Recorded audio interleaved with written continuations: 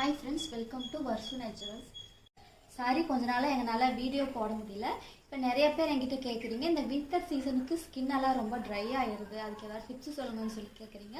அந்த டிப்ஸ் தான் நம்ம இப்போ பார்க்க போகிறோம். அதுக்கு தேவையான இன்க்ரீடியன்ஸ் வந்து ரெண்டே தான்.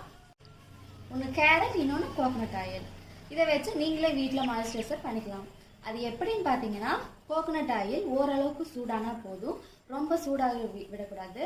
கோகனட் ஆயில் கொஞ்சம் லைட்டாக சூடானதும் அது கூட கேரட்டை வந்து நல்லா காய் சீவரத்தில் சீவி அதில் போட்டு விட்டுருங்க. ஒரு 5 to 10 மினிட்ஸ் வந்து மிதமான சூட்லேயே வைங்க, ரொம்ப கொதிக்க விடக்கூடாது, ஏன்னா கேரட் வந்து கருகி போயிடும். ஸோ 10 மினிட்ஸ் வந்து நீங்கள் அந்த மிதமான சூட்லேயே காய வச்சுக்கலாம்.